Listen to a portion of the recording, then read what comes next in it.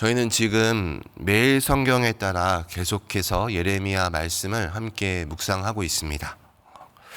많은 성경학자들이 이 예레미야의 구조를 이렇게 명확히 나누는 것은 실질적으로 좀 어려운 일이라고 이야기를 합니다. 하지만 대부분이 동의하고 있는 내용은 이제 예레미야 30장 이전까지의 내용은 남유다 백성들의 상태와 또 그들의 죄악된 모습을 향한 탄식이 나온다고 대부분 동의를 하고 있습니다. 특별히 우리가 지금 계속 살펴봤던 내용에서 앞서 21장부터의 주된 내용은 이제 이스라엘 백성들에 대한 상태도 나오겠지만 21장부터는 좀 지도자들에 대한 하나님의 말씀이 집중적으로 선포가 되고 있습니다. 이제 앞부분의 21장에서는 이제 지도자 중에서도 특별히 왕에 대해서 남유다의 왕가인 이 지반을 향한 말씀이 선포가 되고 있습니다. 그리고 이제 오늘 23장의 말씀, 오늘 특별히 오늘 함께 읽었던 23장 9절부터의 말씀은 이렇게 시작이 되고 있습니다.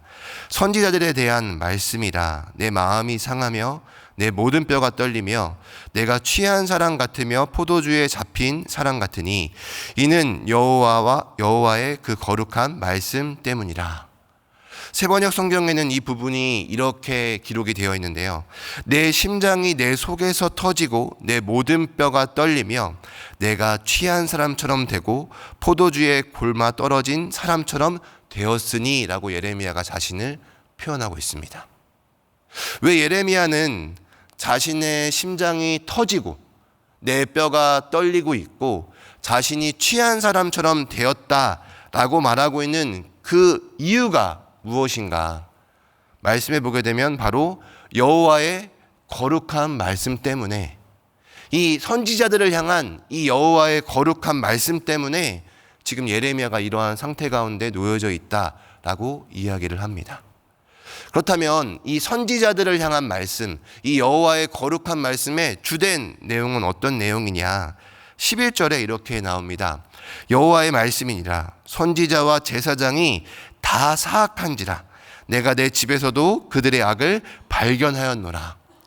선지자와 제사장이 다 사악하였다라고 이 여호와의 거룩한 말씀은 지적하고 있습니다. 어쩌면 이 좀 세번역 성경이 이런 모습을 더 적실하게 표현을 해주고 있는데요. 선지자와 제사장이 다 사악하였다라는 이 표현이 이제 세번역 성경에는 이렇게 나옵니다. 예언자도 썩었고 제사장도 썩었다.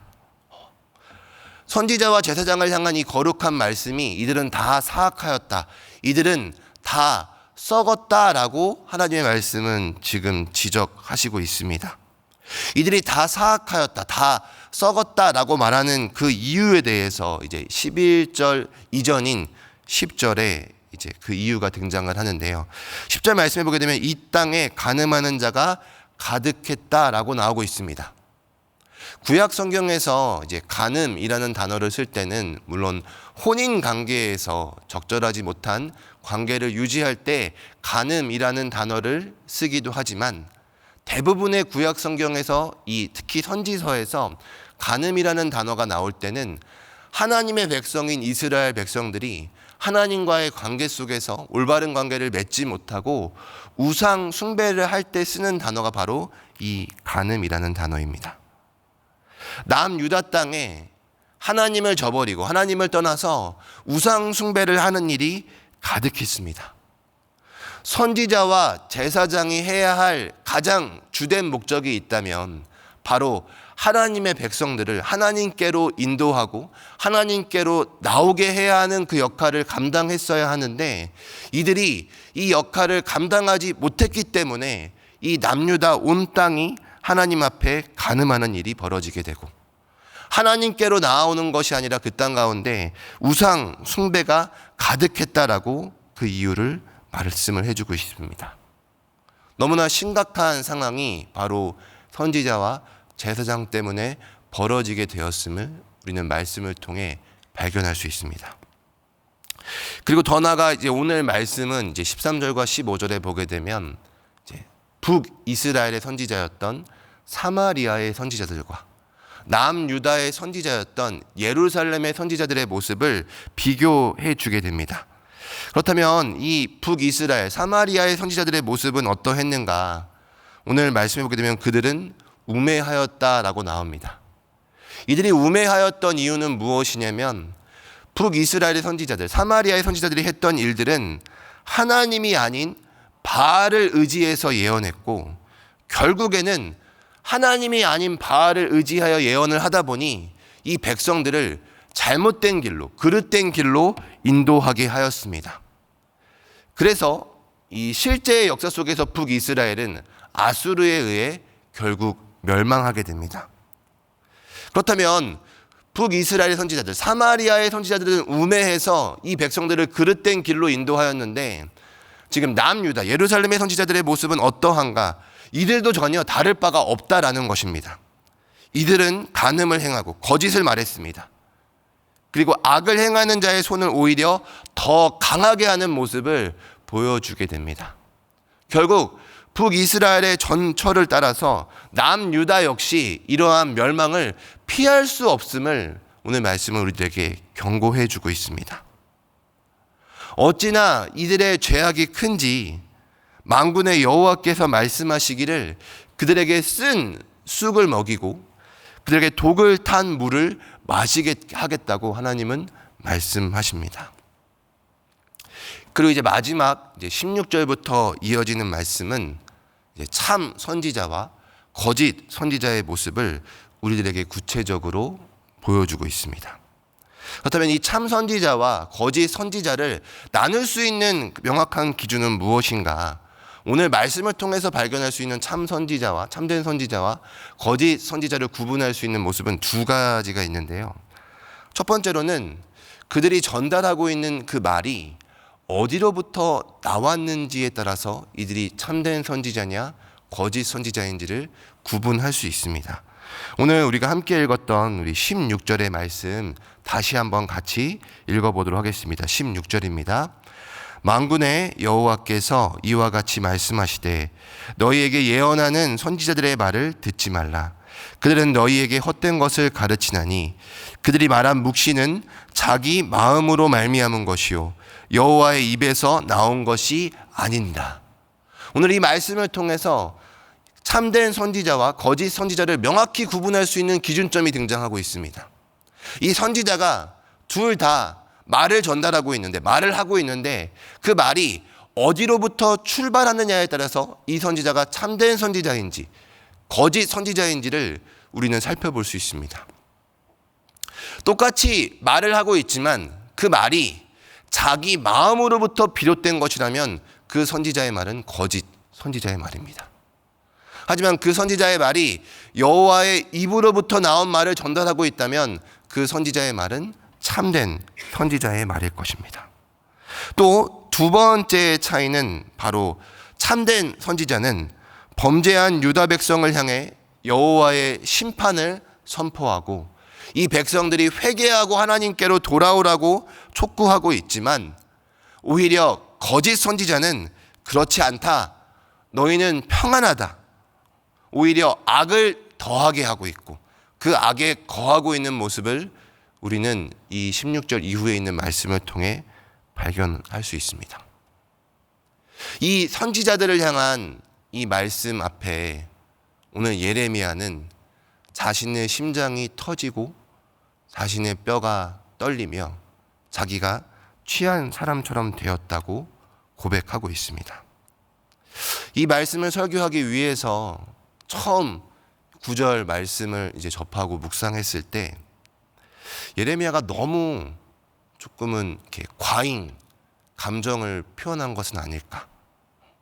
너무 자신의 감정을 이입해서 내 심장이 터질 것 같고 자신의 뼈가 떨리고 자기가 취한 사람처럼 되었다라고 고백하는 것은 아닐까라는 생각을 해보게 되었습니다. 그리고 계속해서 이 23장 9절에서 22절 말씀을 천천히 묵상해 보았습니다. 오늘 이 선지자들을 향한 이 말씀을 바라보시며 묵상하시며 우리 성도님들께서는 어떤 모습이 떠오르십니까? 저는 이 말씀을 묵상하면 묵상할수록 다른 모습이 떠오르기보다는 오히려 제 모습이 많이 떠올랐습니다. 지금 단 위에서도 설교를 하고 있지만 수없이 이 단 위에서 하나님의 말씀이라고 말을 하며 많은 설교들을 해왔습니다. 그리고 이제 지난 이 여름, 뜨거웠던 여름, 열심히 선교지에 가서 하나님의 말씀을 나눈다고 많은 이야기들을 나눴고 많은 메시지들을 전했습니다. 제 모습이 떠오르며 하염없이 이 말씀 앞에 제 자신이 너무 부끄러웠습니다. 거짓 선지자와 참 선지자를 구분 지을 수 있는 이 명확한 기준점 앞에 제 자신이 하염없이 가슴이 아팠고 많이 무너져 내림을 느낄 수 있었습니다. 예레미야가 선포하는 이 시대는 총체적으로 암담한 시대였습니다. 21장부터 지도자들의 문제점을 하나님께서 지적하시고 선포하십니다. 물론 제가 이제 설교를 하기 위해서 묵상한 말씀은 23장이지만 이 말씀을 바라보며 정말 이 시대 가운데 가장 큰 문제는 선지자들의 문제였구나. 그리고 지금 이 시대의 가장 큰 문제는 바로 내가 문제이구나라는 것을 깨닫게 됩니다. 근데 이 문제는 비단 예레미야의 시대와 오늘을 살아가는 저희의 시대뿐만 아니라 예수님께서 이 땅에 오셨을 때에도 그러한 문제가 있었음을 우리는 살펴볼 수 있습니다. 한번 다 같이 마태복음 9장 우리 35절과 36절 말씀을 봤으면 좋겠습니다. 우리 마태복음 9장 35절과 36절 말씀 화면에 있는데요. 같이 읽어보도록 하겠습니다. 예수께서 모든 도시와 마을에 두루 다니사 가르치시며 천국 복음을 전파하시며 모든 병과 모든 약한 것을 고치시니라. 무리를 보시고 불쌍히 여기시니 이는 그들이 목자 없는 양과 같이 고생하며 기진함이라. 오늘 말씀에 보니까 예수님께서 이제 자신 앞에 나온 수많은 무리를 바라보셨습니다. 사실 예수님 앞에 나와왔던 이 무리들은 부족한 것이 참 많았고 어떻게 보게 되면 예수님의 입장에서는 너무 불쌍히 여기실 만한 조건들이 참 많은 존재들이었습니다. 근데 예수님께서 이 무리를 바라보시고 불쌍히 여기셨다라고 성경 말씀은 말씀하십니다. 근데 예수님께서 이들을 바라보실 때 불쌍히 여기셨던 부분이 어떤 부분이었습니까? 이들을 바라보며 이들이 능력이 없는 부족한 모습을 바라보며 예수님께서 불쌍히 여기셨을까요? 그렇지 않습니다. 이들이 병중에 아파하는 것을 바라보시고 예수님이 이들을 불쌍히 여기시지 않으셨습니다. 예수님께서 이들을 바라보시고 불쌍히 여기셨던 부분은 바로 단 하나, 목자 없는 양과 같이 고생하며 기진하는 것을 바라보시고 예수님은 불쌍히 여기셨습니다. 우리의 삶 속에, 우리의 인생 속에 가장 큰 문제가 있다면 바로 이 부분입니다. 우리의 인생 속에 크고 작은 문제들이 분명 있을 것입니다. 경제적인 부분, 나의 환경적인 부분, 상황적인 부분, 여러 가지의 문제들이 우리의 삶 속에는 있을 것입니다. 하지만 그 문제들 중에서 가장 큰 문제가 있다면, 가장 중요한 문제가 있다면 그것은 바로 목자 없이 살아가는 문제입니다. 참된 목자가 없이 기진하고 고생하며 살아가는 것이 우리 인생의 가장 큰 문제이고 중요한 문제입니다. 그렇다면 이 문제를 해결할 수 있는 참된 목자는 누구입니까? 오늘 우리가 읽었던 예레미야 23장 앞부분에 그 대답을 우리들에게 제시해 주고 있습니다. 우리 예레미야 23장 우리 4절에서 6절까지의 말씀 한번 같이 보도록 하겠습니다. 예레미야 23장 4절에서 6절까지의 말씀 읽겠습니다. 내가 그들을 기르는 목자들을 그들 위에 세우리니 그들이 다시는 두려워하거나 놀라거나 잃어버리지 아니하리라. 여호와의 말씀이니라. 여호와의 말씀이니라. 보라, 때가 이르리니 내가 다윗에게 한 의로운 가지를 일으킬 것이라. 그가 왕이 되어 지혜롭게 다스리며 세상에서 정의와 공의를 행할 것이며 그의 날에 유다는 구원을 받겠고 이스라엘은 평안히 살 것이며 그의 이름은 여호와 우리의 공이라 일컬음을 받으리라. 아멘. 이미 이 예레미야는 우리들에게 참된 목자가 되신 분을 소개해 주고 있습니다.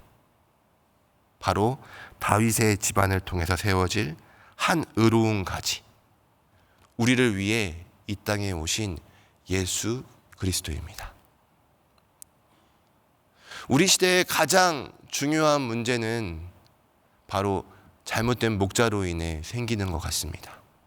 예레미야 시대 때도 예레미야가 자신의 심장이 터지고 자신의 뼈가 떨리고 자신이 취한 사람처럼 된 것은 바로 이 잘못된 목자들, 거짓된 목자들을 향한 하나님의 거룩한 말씀 앞에서 이 모습 앞에 두려우며 떨는 모습을 보여주고 있습니다. 하지만 이러한 시대 상황 가운데, 이러한 목자가 없는 기진하며 고생하는 인생 가운데 이 문제를 해결할 수 있는 유일한 참된 목자를 오늘 말씀은 소개해 주고 있습니다. 바로 다윗의 집안을 통해서 세워질 한 의로운 가지, 예수 그리스도. 이 참된 목자를 통해 우리 인생에 참된 해답이 있고 우리의 문제에 새로운 길을 낼 수 있음을 오늘 말씀을 통해 깨닫게 됩니다. 무엇을 바라보시고 무엇을 붙잡고 계십니까? 새롭게 출발하는 이 한 주를 다시 한 번 더 우리의 참된 목자가 되신 예수 그리스도를 바라볼 수 있는 우리 성도님들이 될 수 있기를 소망합니다. 여호와의 입에서 나온 하나님의 말씀, 이 성경을 다시 붙잡고 이 말씀을 가까이 하며 함께 일독하며 나아갈 수 있는 우리의 모습이 될 수 있기를 주님의 이름으로 간절히 소망합니다. 이 시간 우리 한번 같이 기도하며 나아가겠습니다. 오늘 함께 같이 기도할 때 오늘 주셨던 말씀을 기억하며 우리 함께 같이 기도하겠습니다. 우리의 인생 속에 참된 목자가 계시지 않는다면 그 인생은 가장 큰 문제를 가지고 있고 가장 심각한 문제를 가지고 있음을 말씀을 통해 바라봅니다. 참된 목자가 되신 예수 그리스도 한 분만을 바라보고 나아갈 수 있는 우리의 삶이 될 수 있기를 기도해 주시기 바랍니다. 또한 우리가 가지고 있는 개인의 기도 제목을 가지고 또 우리가 함께 같이 기도해야 될 여러 가지의 기도 제목을 가지고 함께 같이 기도하신 후에 우리 자유롭게 돌아가도록 하겠습니다. 같이 기도하겠습니다. 사랑의 하나님 감사합니다.